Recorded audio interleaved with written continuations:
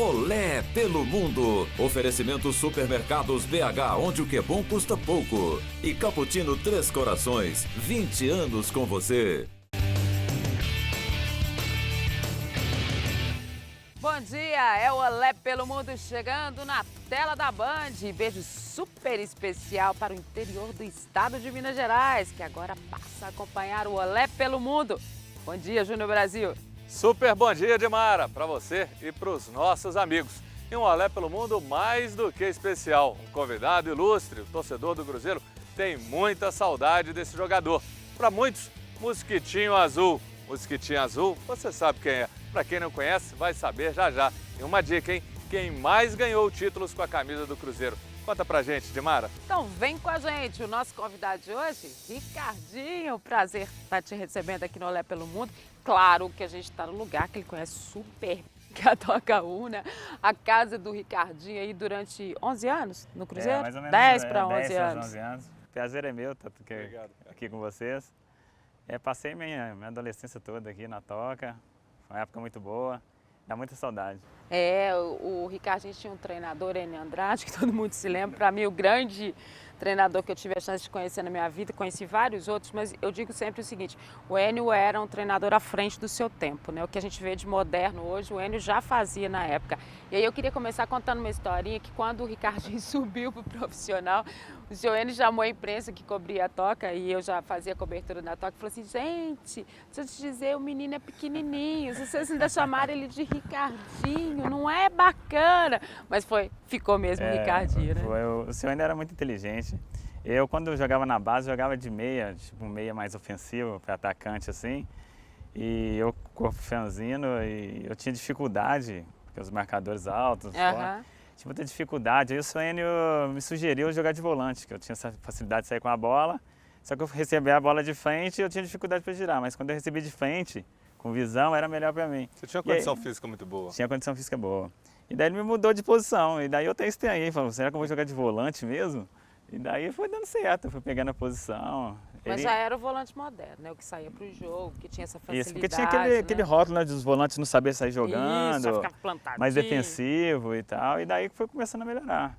E você, Ricardinho, quando começou, você criou uma identificação com o torcedor gosta de você, porque você era um cara que, não só foi o que mais títulos teve com a camisa do Cruzeiro, mas é um jogador que, pequenininho, mas era aquilo que até era falado, Mosquitinho, estava em todos os lugares e um jogador de muita raça. Você tinha uma entrega muito grande. Isso foi uma característica que marcou a sua carreira? Foi. Eu era muito dedicado, eu respirava assim o Cruzeiro 24 horas, era uma coisa assim, até me atrapalhava, que eu me cobrava demais. E à medida que as coisas foram dando certo, começou a vencer e eu queria vencer a cada jogo. Diminuiu a ansiedade, seria isso? Às vezes eu cometia muita falta até por ansiedade para ganhar jogo. Eu entrava assim no jogo para ser campeão, não era só para ganhar aquele jogo.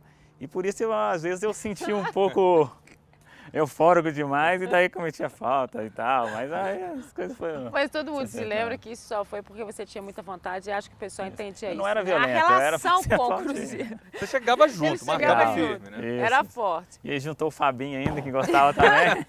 Foi Marcos Paulo, Donizete, tudo mesma turma Mas, assim. olha, Como que ninguém chegava junto? E era um meio campo que até hoje todo mundo se lembra, né, Ricardo? Por tudo que fez, né? Foi um Cruzeiro muito dinâmico, um Cruzeiro que chegou em Bacana tudo, demais. que teve o Levir Coupe também, Isso. que fez aquele trabalho muito bacana por aqui. Isso. Ele é um treinador que te marcou também. Não, com certeza. Ele era meio a moda tipo Tele Santana, né? Que não só importava dentro de campo, mas as coisas extra-campo, preocupado com a vida pessoal, financeira e tudo mais.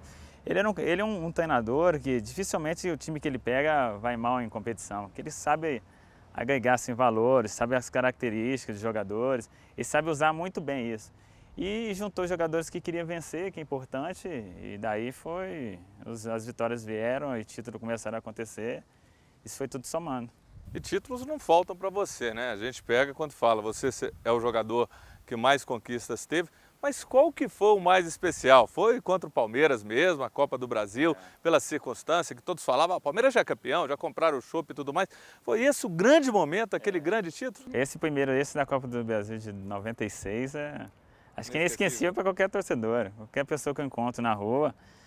Só fala desse campeonato, até mais que a Libertadores, pra você ter uma ideia. Que quando nós chegamos em Belo Horizonte, para ter uma ideia, eu nunca vi nada igual. O centro de Belo Horizonte, dificilmente acontece como aconteceu. Uma emoção fortíssima. Fortíssima, carro de bombeiro na cidade, os pais jogando aqueles papelzinhos, uma loucura. Você tem imagens disso? Tenho, tem sempre assim. Quando eu parei de jogar, que foi 6 dias enquanto você sonha, porque aquele você para de repente, direto vem essas imagens na minha cabeça. Assiste? Sempre. E aí, em casa também, meu pai gosta muito de ver jogos passados, eu sempre vejo de vez em quando. Minhas filhas que não viram jogar também. E qual que é a nota que você dá pro Ricardinho jogando? Você olha e fala, não, era às vezes assim, nisso, aquilo, era muito bom mesmo. Não, era bom, ele era bom. Jogava bem. Ele foi seleção brasileira, né? Conta pra gente o seu histórico de seleção brasileira. Eu subi em 94, mas efetivei mesmo como titular foi em 96. Foi titular absoluto para ser campeão da Copa do Brasil. E no final dessa temporada eu já fui convocado pelo Zagallo, em 96. Olha só, ele foi para a seleção com o Zagallo, tá, galera? Em 96. E depois da Libertadores, no ano seguinte, eu fui a algumas convocações que tinham o Mundial em 98, não era isso? Na França? Isso. Eu fui a alguns jogos até na eliminatória, mas sempre ficava no banco, não entrava. E depois que passou de 98, fui chamado algumas vezes pelo Leão, pelo Luxemburgo, sempre aleatoriamente, assim. E não tive a oportunidade, assim, de jogar mesmo a seleção. Fiquei no banco, entrei umas 2, 3 partidas. Mas foi uma experiência muito bacana para mim. Você vestiu? Vesti. Então vamos dar uma paradinha na entrevista do Ricardinho. Daqui a pouco ele vai falar daquele time de 98, tá lembrado? Que disputou todos os títulos aquele ano. Ele vai falar sobre isso. Paradinha. Júnior Brasil. Começou a contagem regressiva para a estação mais quente e bonita do ano. Se você deseja chegar ao verão com o corpo saudável e em forma para curtir o sol, associe a prática de atividades físicas a uma dieta equilibrada. Experimente incluir o Semil Soy no seu dia a dia. Desfrute do sabor da fruta e a energia da soja. E o Semil Soy você encontra na versão original, indicado para pessoas com intolerância à lactose. E os sabores à base de soja, adicionado de polpa de fruta, nos sabores maçã, pêssego, maracujá, uva e laranja. Nas versões tradicional e light, os produtos são apresentados em embalagens de 1 litro, ideal para o consumo em família, no café da manhã e nas refeições. E de 200 ml, indicado para o lanche rápido na escola, trabalho ou após a prática de atividades esportivas. E agora é hora de saborear Semil Soy. E eu gosto, porque o Semil Soy é muito gostoso, galera. Beba saúde, beba Semil. Dimara, sabe o que seria muito bom? Poder ver uma partida de futebol na Itália. Ah, com certeza. Eu adoraria. Pena que fica um pouquinho caro, né? Que nada! É fácil, é só você aproveitar a promoção de 20 anos do Cappuccino Três Corações. Promoção? Qual? A de aniversário da marca, que há 20 anos é líder em vendas. Você entra no site www.perfeitopara.com.br/20 anos, participe e concorre a uma viagem para a Itália, país onde nasceu o cappuccino. Nossa, é muito fácil. Fácil, fácil. É só lembrar, Cappuccino Três Corações, perfeito para te levar para a Itália. Desfrute, super dica para você, eu adoro. Eu também, Dimara, 20 sabores, cada um mais gostoso do que o outro. Desfrute, sucesso no Alé pelo Mundo. Depois o Ricardinho foi pro Japão. Isso. Aí lá era tudo diferente, né, Ricardinho? A adaptação, né? Quando você olhava já tinha um correndo do seu lado, né? Difícil. Passava rápido. O futebol japonês com o brasileiro é totalmente diferente, até pelo nível de jogadores, né? Lá você não tem o nível que tem aqui no Brasil, mas em compensação o preparo físico é alucinante. O pessoal corre muito e você para entrar entrosar com o pessoal, estilo de jogo, cabeça de treinador, você até demora, tem que ser esperto para você entrar no ritmo. E daí eu comecei a perceber algumas coisas. Lá no futebol japonês, dificilmente o jogador fazia gol de falta. Era no meu time, quando eu cheguei, de 2 anos que não fazia um gol de falta. Que é isso? Aí eu fiz um gol de isso falta. aqui tá quase normal por aqui Aí também. eu falei, mas o que aconteceu? Todo mundo revista, todo mundo... Aí o que tá acontecendo? Aí eu falei com o Inter, é que 2 anos que o nosso time não fazia gol de falta, você fez o gol de falta. Aí você treinou mais. Aí eu falei, vamos insistir nisso. Aí eles reconhecem, eles são um pouco diferentes do brasileiro. E conta pra gente, conta pra eles, porque pra mim você já contou numa das vindas do Ricardinho que eu perguntei, e aí, como é que é a torcida lá, né? Como é que faz tudo? Aí você me contou a história do ônibus, né? Vocês estavam indo, conta pra galera. Pedia, os caras batiam a palma do mesmo jeito. Porque aqui se você perder um jogo, você já Cercando sabe. o ônibus, você já entra em já tem medo pânico, de sair né? do estádio, né? E daí a gente perdeu um jogo lá, mas o time correu e tal, só que precisava da vitória. E de repente aquele monte de torcedor assim, o ônibus tinha que passar, estava impedindo a passagem. Falei, putz, agora vai ser até aqui no Japão. Apanhar aqui. Até aqui no Japão. Aí abriram a porta do ônibus, eu falei, pô, os caras vão entrar aqui dentro. Aí eles entraram lá dentro, cumprimentou todo mundo, o esforço de todo mundo. Eu falei, uá, então tá bom aqui. Agora, Ricardinho, você teve uma carreira super vitoriosa. Mas teve alguma decepção? Claro que tem essa questão com relação à seleção, até a Dimara falou, de repente, talvez uma injustiça, mas aquele título que faltou, que você teve na bica ou as circunstâncias, você ficou decepcionado? Não, teve o Campeonato Brasileiro, né? Porque o Campeonato Brasileiro, eu não conquistei, em 2003 eu já tinha saído do Cruzeiro, saí em 2002. Nesse período de 94 a 2002, acho que o Cruzeiro, se não me engano, chegou 2 ou 3 vezes em primeiro lugar e depois de disputar o mata-mata, foi eliminado. Uma das vezes foi em 96, que nós jogamos contra a Portuguesa, isso. Terminamos primeiro, a Portuguesa em oitavo e a gente foi jogar em São Paulo. O jogo bem e tal, com o andamento normal do jogo, acabou a luz no estádio. Quando voltou, tomamos 3 gols, o time não conseguiu, chegou aqui e não conseguimos passar. Mas eu acho que em 96, eu acho que o time tinha uma chance enorme de ser ali campeão ficou brasileiro. uma decepção. E aquele de 98 também, que foi vice em tudo, né, Ricardo? 98 foi... Não, e eles passaram o Natal aqui, né? Tem que contar, porque a decisão da Mercosul foi depois, vários não foi? campeonatos juntos, O né? que aconteceu ali, de repente? O que foi o erro? Porque vocês estavam vencendo e aí cederam e depois, no segundo jogo... O time do Corinthians era uma excelente equipe, falando do brasileiro de 98. Era um excelente time. Era o time do Vanderlei Luxemburgo, era um que foi excelente campeão. time. O Cruzeiro também era muito bom, mas se você, numa decisão, deixar por algum motivo 1 ou 2 jogadores não estiver bem no jogo, você perde o campeonato, isso é qualquer competição. E eles tinham um time muito bom. E nosso time tinha disputado várias competições e você sente... Chegando no final de todas, naquele ano. Você sente preparo físico ou desconcentração de um jogo para o outro. Eu acho que foi por aí. Eu não sei o que foi o erro, mas eu acho que foi um pouco por aí. Se tivesse priorizado 1 ou 2 competições, de repente você poderia conquistar um título naquele período. A história talvez fosse diferente. Com certeza. Mas, Ricardinho, agora, conta pro pessoal o que você parou, depois você veio pro Cruzeiro, aí você foi pro Corinthians. Eu vim pro Cruzeiro em 2007, quando voltei do Japão, eu já tinha uma contusão séria no tornozelo. E daí eu comecei a jogar e estava com muita dificuldade de jogar aqui no Cruzeiro em 2007. Gigantesca, era um time muito novo, novo. E a cobrança era até normal, mas como eu estava em dificuldade, eu acho que dificilmente eu conseguia reverter no momento. É porque eles queriam o Ricardinho, né? E aí já não era mais. Eu acho né? até se o Paulo Toró tivesse ficado, eu acho que a gente conseguiria, sim. Eu acho que no brasileiro a gente foi uma decepção aquela saída do Paulo também. Se o Paulo não tivesse saído, eu acho que a história... Eu podia continuar daqui mais tempo, acho que ia melhorar para mim e também para o time. Era o início do trabalho. Né? E daí eu preferi sair até pelas circunstâncias, contusão no tornozelo. Aí surgiu do Corinthians, eu pedi para a diretoria me liberar para ir para o Corinthians. Fui para o Corinthians, joguei 5 jogos, o tornozelo não aguentou, fiz cirurgia. Aí a cirurgia não ficou boa, eu tinha mais 1 ano de contrato, era 1 ano e meio. Aí voltei, fiz a recuperação aqui, tive que refazer a cirurgia de novo, foram 4 cirurgias. E daí chegou um ponto que os médicos lá e aqui, no Cruzeiro, falou que a melhor opção para mim era parar de jogar. E eu que estava com 31 para 32 anos, você sente e agora? E daí eu pensei melhor, porque pelo que eles falaram, eu poderia prejudicar minha vida, ficasse mais velho, mancar, coisa desse tipo. E daí eu preferi parar. E foi por aí. Agora, Ricardinho cruzeirense, Dimara, tá indo no Independência. De vez em quando a gente escuta ele dando entrevista, então tá lá o Ricardinho. Ou seja, o Cruzeiro não saiu do seu coração. Não, torço pro Cruzeiro, não tem como sair, né? Infância toda aqui, esses títulos todos. Eu fui no Independência agora contra o Atlético e parecia que eu ia jogar, parecia que eu tava sentindo aquele...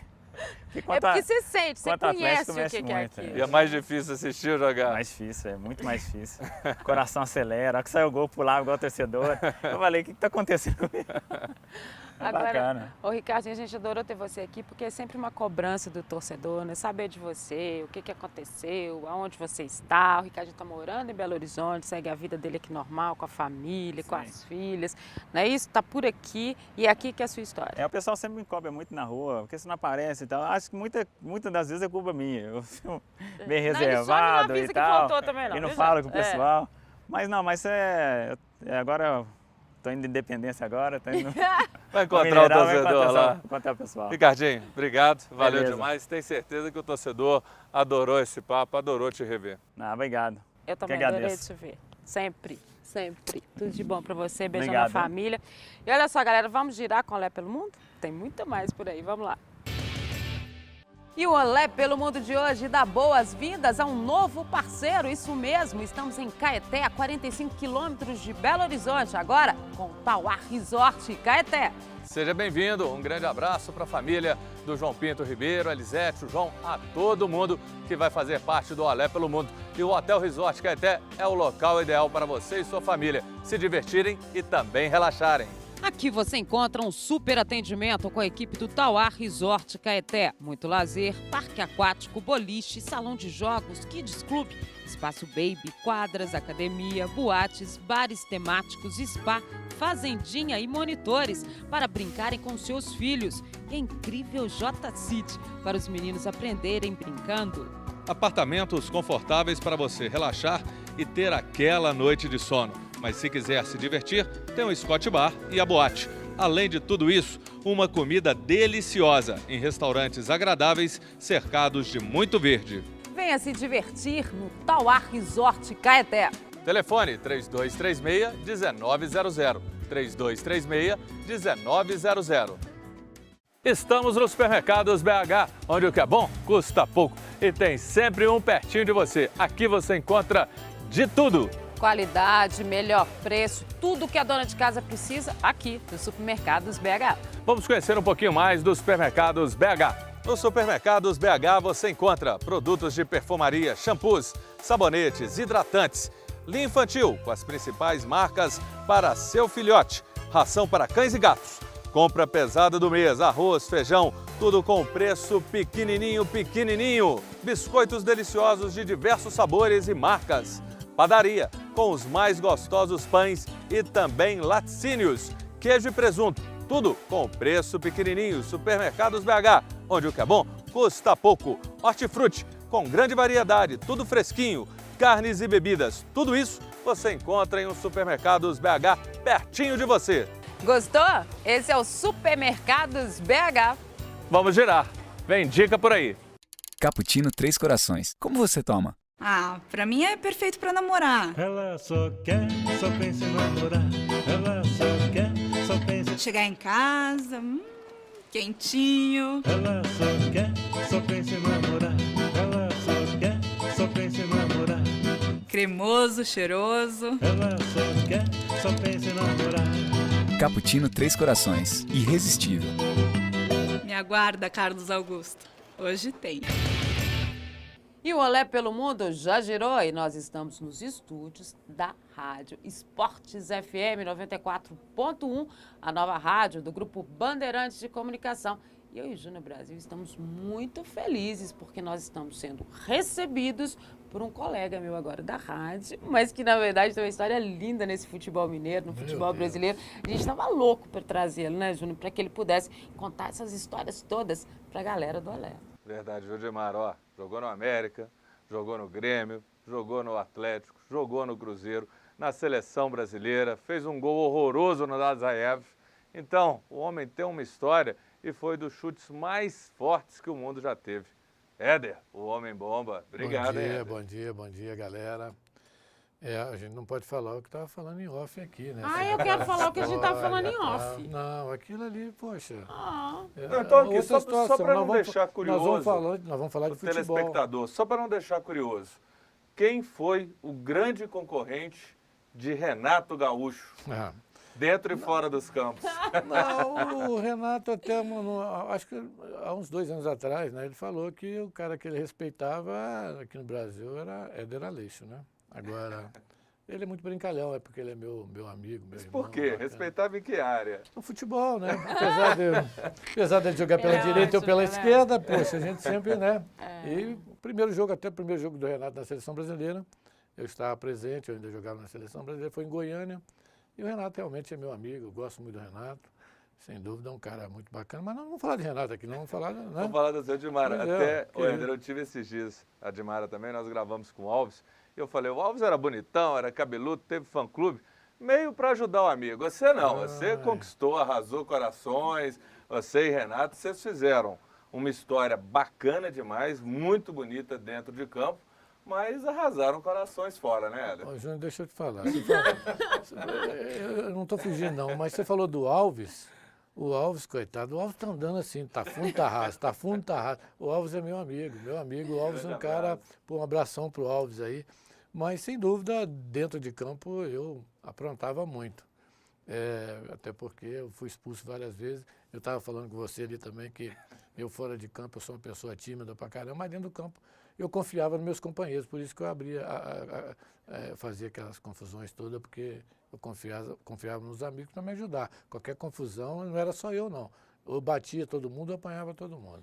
E o interessante do Éder Aleixo, e para todos nós que comentamos hoje futebol, e temos esse nível de exigência, né, com o jogador moderno, de ter aquela história, olha, fora das 4 linhas, dentro das 4 linhas, o Éder Aleixo viveu esse grande momento fora das 4 linhas, ao mesmo tempo que ele viveu fantasticamente dentro das 4 linhas. Foi o melhor momento técnico, tático do Éder Aleixo, seleção brasileira, tudo que ele representou. Como é que você conseguiu, assim, conciliar os dois, que a galera hoje não sabe? Dimara, é o seguinte, Júnior, aquela época a gente eu nunca treinei na minha vida, não gostava de treinar. Eu só treinei quando nós ficamos na Toca da Raposa 3 meses, não tinha como fugir. Com a seleção? Treinei com a seleção brasileira, mas eu era um cara que eu treinava muito pouco.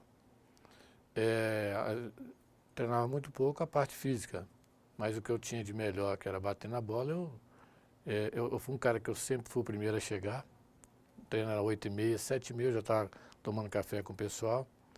O treino acabava 11, 11h30, eu saía de lá meio-dia e meia, 1h, que eu ainda ficava treinando, chutando bola, escanteio, os goleiros ficavam comigo. Então, tudo isso, o que eu sabia melhor, eu praticava mais. E quando você pratica mais no campo, logicamente, você errava menos. Mas a condição física era só o ideal para eu ter uma condiçãozinha. Onde é que você pegava essa condição física? Não é que logicamente, eu não ficava sem treinar, só que o meu treinamento era, eu relaxava um pouquinho mais, entendeu? Eu gostava, até o Procópio mesmo me tirava às vezes do treino físico para eu fazer o que eu sabia lá, bater escanteio, bater falta, enfim, então isso me ajudou muito. E hoje o futebol depende muito da condição física. Antigamente ainda não. Você sobressaía com a técnica. Eu não era um cara tão técnico, mas com a bola nos pés, eu fazia um bom lançamento. Eu virava um jogo, eu batia um escanteio, eu colocava um colega na cara do gol, eu fazia o gol de falta. Então hoje não. Hoje, se você não tiver condição física, o cara te atropela. Hoje o futebol é força, infelizmente. Às vezes você perde muita técnica, o futebol nosso perde muita técnica para usar a força. É por isso que o futebol brasileiro hoje caiu muito. Poderia aliar as duas coisas, né? Mas não faz nenhuma nem outra. Então o Brasil hoje, eu acho que no ranking hoje o Brasil é 12º, se não me engano. 12º. Então ninguém mais respeita. A África do Sul veio aqui outro dia e encarou o Brasil aí, gente. A África do Sul, 1-0, foi um custo para ganhar de 1-0. Na sua época, a África do Sul estava onde? Quer dizer...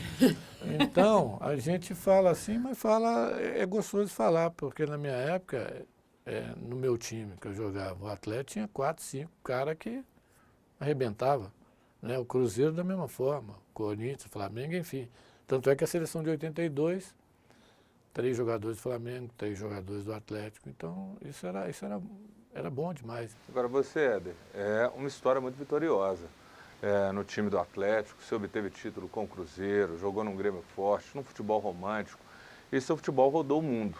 Mas você, como você mesmo falou, você era meio cabeça quente. Verdade. Teve alguma coisa que você arrependeu, depois você falou, olha, isso complicou, isso impediu uma transação, isso me tirou em outra oportunidade da seleção, ou fechou alguma porta que depois, não hoje, você já mais maduro, mas logo depois você vacilei?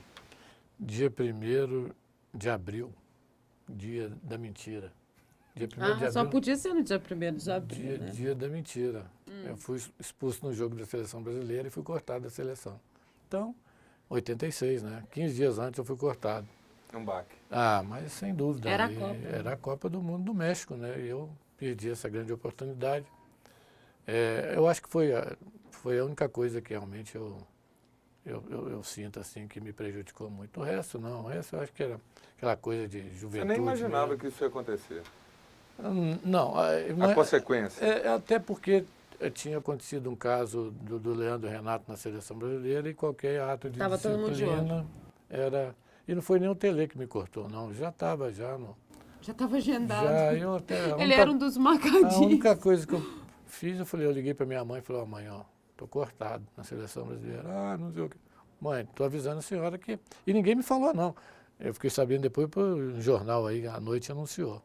Mas é isso. Agora, naquelas expulsões todas que a gente, né, acompanhou na sua carreira e tal, naquele momento ali, você pensava o quê, Éder? O que passava? Não, além desse jogo especificamente, e a gente tem uma coleção, né? Nesse jogo eu posso falar. Fala, conta. O que você falou? Primeiro... Pra ele você falou o quê? Pro cara, não, eu tentei, nem acertei o cara. Eu vou falar. Então fala. Primeiro ele cuspiu na minha cara. Nossa, eu fiquei macho, né? Depois ele veio e passou a mão na minha bunda. Aí, malandro, mas eu dei mesmo, mas não acertou o cara, não. E o pior de tudo foi isso, a gente voltou pro Rio de Janeiro no mesmo voo, foi Brasil e Peru. E o cara ainda me pediu autógrafo, porque era a molecada do... você tá brincando comigo? Você deu autógrafo? Dei, tá, mas o cara... E por que você não tentou acertar o murro naquele momento? Aí a gente, lá dentro do campo, a gente... É outra história, né? Acabou, tomou banho, não tem mais essa, não. Eu já tive vários problemas dentro do campo, agora fora do campo... Você tem uma também sensacional com o Nelinho, né? Essa do Nelinho é histórica mesmo, essa aí não... E até outro dia eu tive com o Nelinho num evento aqui em Belo Horizonte, a gente falou de novo lá para a rapaziada, o pessoal gosta de dar risada, né? Porque... Nelinho correndo, você correndo. Eu corri mesmo. E ali sim, aquele momento, eu acho que foi a primeira vez que eu pensei mesmo, deu tempo de pensar. Porque eu poderia ter encarado o Nelinho naquele jogo, ele já tinha sido expulso, ele queria me levar também. E o Tele estava vendo o jogo. O Tele estava vendo? Então teve cabeça fria. Primeira vez na minha vida. Aí, o Tele me convocou para a Copa do Mundo e o Nelinho não foi. E o Nelinho foi expulso, passou uma bola para mim, eu gostava de fazer um golzinho, né? Fez conta. Aí fiz o gol, nós ganhamos de 1-0 e eu fui convocado, o Nelinho não foi. Mas o problema foi que na segunda-feira tinha o programa Bola na Área, quem está no programa? Eu e o Nelinho. Aí tá lá os dois, não sei o quê, parceiro para lá, parceiro para cá. E aí, hoje, Nelinho, nós somos amigos pra caramba. Mas dentro de campo é o que eu te falo. Dentro de campo a coisa é muito difícil. Você quer ganhar, você está defendendo seu time e às vezes acontece. E eu fui muito expulso porque também eu não sabia dar pontapé no cara. Eu era um jogador que eu não tinha essa maldade. Então o cara, quando me dava um pontapé, me dava sempre, já sabia, então por isso que... Mas você também era muito forte. Eu reagia na hora e... Ele era muito forte. Ele fala dessa questão física, mas você tinha esse... Eu virei um pangaré de garagem. Mas... Tô vestido até de galinha da Angola, como diz a rapaziada aqui, pô. Então... E o interessante, vocês estão vendo esse bom humor do Éder, e o engraçado dele era isso mesmo, porque ele saía de campo, às vezes, extremamente nervoso, né? Naquela primeira entrevista sua ali, quando ele te via, ele já voltava ao normal. Mas ali dentro do campo você fala tudo, você tá quente ainda. Parecia outra pessoa, o narizinho dele fazia assim pra cima, aí quando você entrevista, é verdade. Transformava. Aqui. Por isso que agora não tem mais isso, você não vê muito isso, não. Os caras xingam. Porque depois é que tem coletivo, antigamente, você estava treinando lá, o Paulo Celso, os caras estavam lá dentro, você estava com a bola, os caras estavam te entrevistando. Estava no vestiário. Estava dentro do vestiário, lá no Mineirão, só não entrava dentro da banheira com a gente, mas estava todo mundo lá. Mas eu já vi esse menino sentadinho lá na Vila Olímpica, né? Quando eles se tiraram do time, não foi? Que depois o Levi te trouxe de volta. Então, deixa eu te dar uma sugestão aqui, porque a gente tem muita história para contar. O Éder tem história demais. E você vai contar essa aí da Vila Olímpica, do Levi. Mas vamos fazer o seguinte, Éder, a gente vai fechar aqui o programa de hoje e vamos continuar com você semana que vem, porque Éder tem parte 1, parte 2, parte 3. Só para deixar suspense, tem um chute do Éder que matou o burro, o Éder chutando o coelhinho. Chutando o coelhinho? Que coelhinho? Você contou uma história dessa, tinha uma bola lá, tinha um coelhinho no campo, você deu um bico no coelhinho. Já ouvi essa história sua. Tá, verdade. São tantas, né? Não, verdade. Então não dá tempo, eu ia falar do coelho, mas não dá tempo. Não, isso vai contar então no programa de semana que vem. Então vamos fazer o seguinte, vamos despedir da galera da Band agora, nesse sábado. Lembrando que a gente volta sábado às 10 da manhã e Éder Alê só abre o nosso próximo programa. É isso, Júlio Brasil. Então, bom dia pra você. Forte Se liga abraço, aí, galera. tá? Beijo. Valeu. Tchau. Tchau.